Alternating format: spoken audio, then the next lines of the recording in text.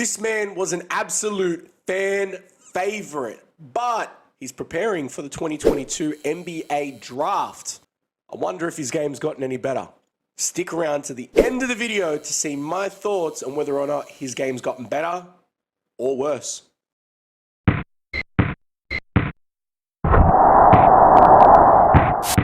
What is good, everybody out there? Thanks again for checking into another episode of Court Thoughts, the channel where we basically talk basketball. As you can tell from the sound of my voice, your boy is not doing great. I'm a little bit sick, but I'm on the tail end of it. I've actually been battling this illness for a week and a half. But I'm so excited for today's video. There was no way I wasn't gonna make this video today. So let me get straight into it. The man that we're reacting to today is Kai Sotto. But you're probably thinking, wait a minute, you already did a video on Kai Sotto. On that note, if you did not check that reaction out, please make sure you go ahead and give it a watch. It was an absolute fan favorite. As of today, which is the 29th of May, he had a pre-draft training session with the Orlando Magic. Now, I wanted to do an updated video on him because I did feel like the initial reaction that I did was on One Game's highlights, and it was very early in his season. I think it was actually his NBL debut. I did have the expectation that he was joining the NBL purely to try and develop his game a little bit more in preparation on moving over to the NBA. So I want to do an updated video just reacting to how his play style has developed and also trying to see how the team understood how much of an asset he was and how they utilized his abilities. So that brings me to today's video. The channel that we're reacting to is a brand new channel to us. It is Band Man Highlights. So guys, as always, please make sure you jump over there and give him a like and subscribe. Give him some love. If you want to check the video out for yourself, I'll leave the link in the description. But let's go ahead and let's check out this man's season and let's see how his game's developed. All right, let's get into it. All right, guys, let's check out Band Man Highlights video. All right, let's do it. Sotto goes back to Good slip. Good work. Last quarter. I want to get back to what life was like as a Washington General as well. We'll get to that shortly. Good roll. Upstairs. Fantastic work there. Firstly, here's Kai Sotto. He's such a big player. He's definitely going to be a rolling threat. Obviously, in town, lives there. On Friday night was up fake, one left shot clock. Sotto there. Ooh. For the putback. Going at him. There we go. Second time lucky for Super Sotto. Back out. McCarron. Single figure shot clock. Sotto puts up the There we go. This is exactly in my original video what I was talking about, what I expected him to be playing like. Can feel it. McCarron can feel it. Kai Sotto's given it to them. Good turn. Good roll. 720 and then floated it in. Moment. Party time in John Cain Arena. Yeah, that's exactly what he should be doing. He should be a pop-out player. Big body, good contact. Love that contact. Pass or him creating for himself like he did the play before. Nice spin move. There we go. Not afraid of contact this time.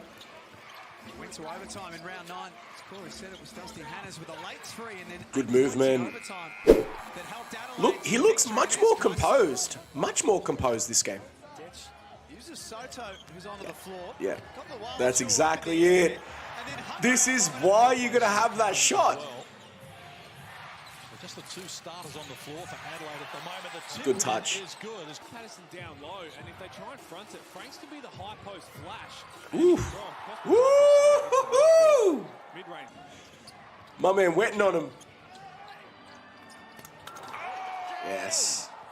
That's the benefit of being. How tall is he? 7'1"? It's only 12-point quarter they're coming off in that third quarter. And that's a good start. Breaking him down there. 0 from 5 today. Run on the floor. Run the floor. Look at that gap. Yes, sir. Running that gap, bro. It was well short and low. And Sotto. Well, it was intentionally short and low. What a pass. First one, no good. He's just going to be part of that cleanup crew. Especially playing a lot of smaller guys in the NBL. Good hands. His confidence, he's in there for his defense, a 3-and-D type player. He was just 3 or 4. And then look at that collapse. If the pass came a little bit earlier, it would have been better, but still got it. Popping out for the trap. Look at that. Yeah. He's just dangerous because of the height mismatch. Ooh, yo. Ooh, yo. Ooh, big body. Pull out. Yes, I love that. I love that Smitty. That little Smitty move there. Roll. They definitely figured out how to play with him.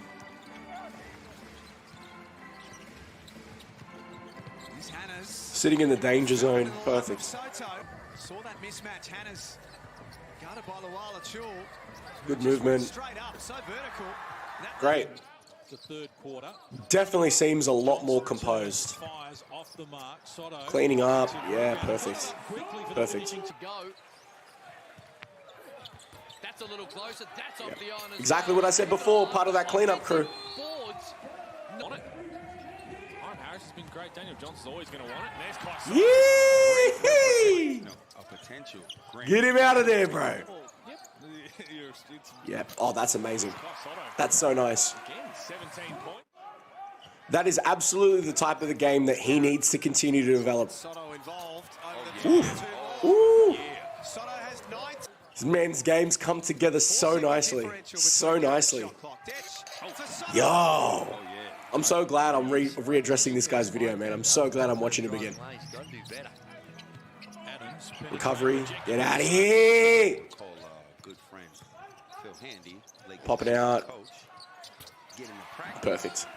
Perfect. And work the magic from Banty. Oh man, he was so tough. Little lag step. Perfect. Having a floater, being that tall and having a float up, man, who's going to block it? This opening turn.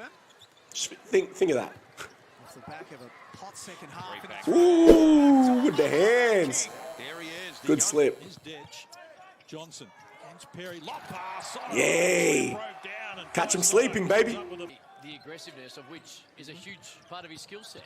25 points and 4 rebounds last night. Great wraparound Oof. pass by Mitch. Emphatic. White into the game for the Breakers. Missed the last Good slip. game with concussion. Oh, the flick over the back. Hey, yo. Ooh, Awesome. with that dime? Hey, chill. Hands it off to Sotto. Oh, one left. Ooh, Amazing. that was tough. Johnson's going to face up. Wants to take the smaller Brock off right hand. Hey, bang on him. Veteran. Smart to use his body. Slipping into that Danced space. it in. Had the assist to Good. Sotto, second tallest player. Against the eventual champions, the Sydney Kings. Yeah, get it. Which has become the norm every time he's got on the court. 2.6 boards tonight. Watch him walking that back. Yeah, There it is. yeah. Mark Davis from the Adelaide 36ers had 20 in a game. Fighting for that board. Yep, that's right. Good work. 20. Man, he's got nice hands. Definitely got nice hands. Doing all quarter. Same double turn. There you go. Really, really developed a lot more. One with the red back. Soto. They really developed a lot more with him, so. Then upstairs by the Wala Chul. Get that! That's why you gotta be tough down there, bro. Soto, speaking of boards, there you go. Just yam that, bro. Stop playing with your food like that. Thank you so much. Fire video. Thank you, thank you, thank you.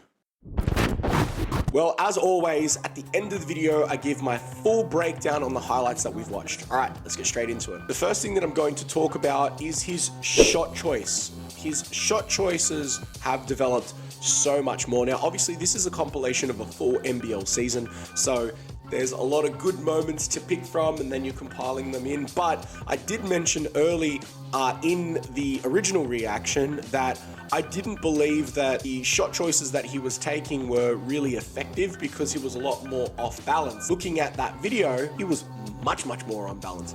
He was definitely working on his postal game a lot more, and I'm super happy with how his postal game has developed. Along with his aggression, he was very much aggressive and strong going down post. Could have been a little bit stronger in moments, but I'm not going to dampen that, but his shot choices were a lot better. He was getting out to the 45, getting to the elbow region, and he wasn't afraid to hit shots like floaters. He wasn't afraid to hit his own sort of jump shots in those zones and pull the big man out and stretch them. Why is this really important? Well, because the man is what, 7'1" and hitting floaters. If you're 7'1" and you're doing floaters, who's going to block you?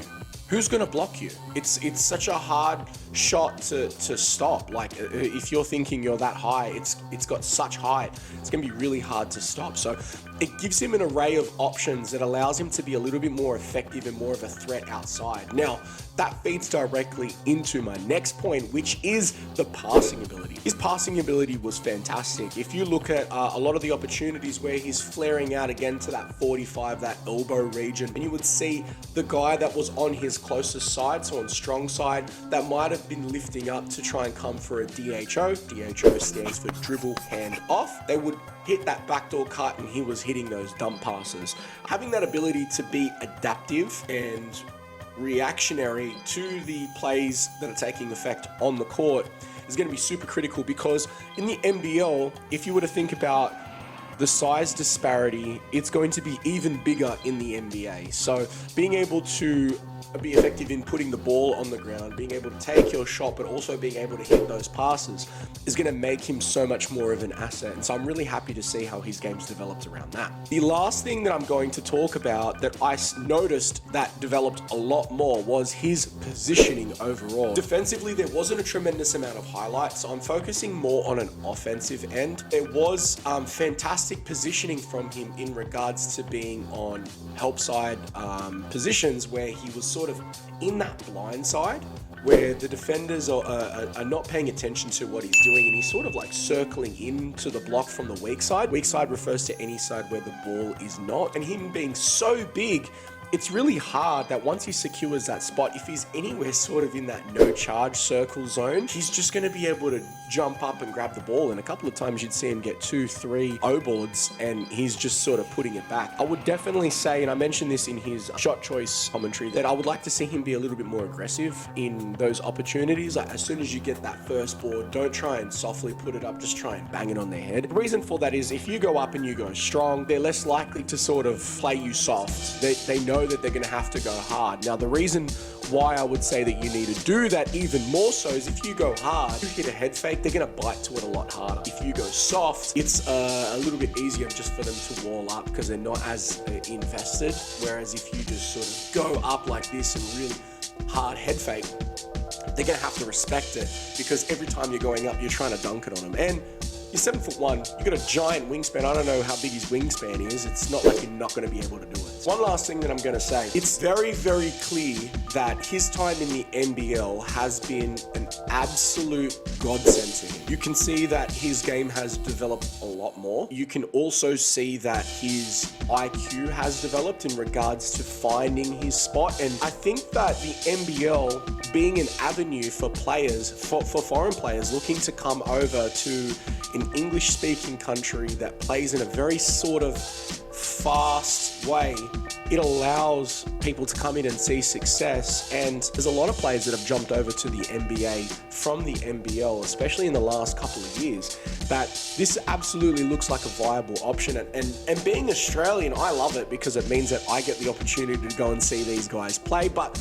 also you get to see them develop their own style that directly translates to the NBA. The NBL is not necessarily at the same level as the NBA, I wouldn't dare say that, but I definitely do say that it is an absolute viable option when a team drafts him in this upcoming draft, because I can't imagine him not being drafted. I really do look forward to seeing what this man's first 2-3 years looks like, because I think him continuing to develop and grow and build into the knowledge that he's got, and to develop even more so as he gets more refined tutelage and knowledge developed and playing against the best players in the world, bro, sky's the limit. That's gonna do it for today's video, guys. Thank you so much for kicking it with your boy. I hope you enjoyed today's video. Look, if you enjoyed today's video, please consider liking and subscribing. Your boy is currently pushing to try and hit my first 1,000 subscribers. and I can absolutely do with all the love and support from you out there. Also, if you enjoyed this video, go ahead and check out the reactions playlist. I've got a bunch of other playlists as well, so there's a bunch of videos in there that you may be interested in. And some of the more recent videos are actually focused around draft-centric players, like the Nikola Jovic video is a perfect example on that. Until next time, make sure you're looking after yourself, you take care, and be safe. All right, peace.